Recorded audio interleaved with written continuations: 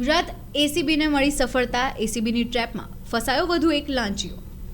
એક જાગૃત નાગરિક દ્વારા એસીબીનો સંપર્ક કરાતા આરોપી વિશાલ ભરતભાઈ જોશી ટેકનિકલ આસિસ્ટન્ટ કરાર આધારિત કામ કરી રહ્યા છે। પ્રધાનમંત્રી આવાસ યોજના ગ્રામીણ તાલુકા પંચાયત ભુજ હેઠળ અને દર્શન વિષ્ણુભાઈ પટેલ ગ્રામ સેવક પ્રધાનમંત્રી આવાસ યોજના તાલુકા પંચાયત ભુજમાં જ કામ કરી રહ્યા છે, જે બંનેને તારીખ 31 જુલાઈ 2025ના રોજ લાંચની માંગણીની રકમ ₹40,000 અને લાંચ સ્વીકારેલ રકમ ₹40,000 સાથે ઝડપી પાડવામાં આવ્યા હતા।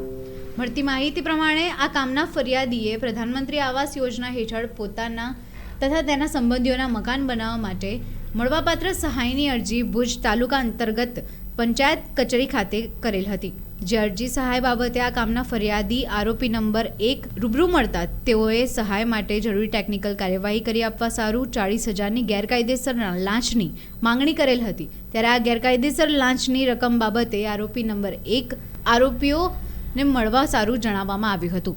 ત્યારબાદ જે ગેરકાયદેસર લાંચની રકમ આ કામના ફરિયાદી આપવા માંગતા ન હોય તેમણે ભુજ એસીબીનો સંપર્ક કર્યો હતો, પોતાની ફરિયાદ પણ આપી હતી। ફરિયાદીની ફરિયાદ આધારે ગોઠવેલ લાંચના છટકા દરમિયાન કામના આરોપી ફરિયાદીને ફોન ઉપર બીજા આરોપીને મળી આ લાંચની રકમ આપી દેવા માટે જણાવેલ છે। ત્યારે જે વાતચીત થાય છે એ આધારે ફરિયાદી આરોપીને મળીને હેતુલક્ષી વાતચીત કરે છે। આ કામના આરોપી જે છે એ લાંચના છટકા દરમિયાન 40,000 એ આરોપી વતી માંગ કરે છે।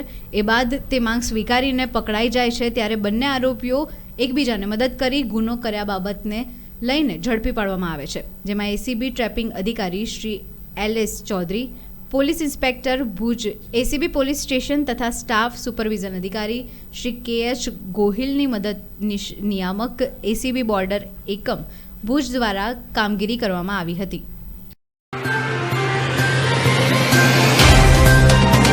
तो व्हाट्सएप, ट्विटर, फेसबुक, इंस्टा जहाँ भी आपका अकाउंट है, इसे शेयर बटन के द्वारा वहाँ पर शेयर करें।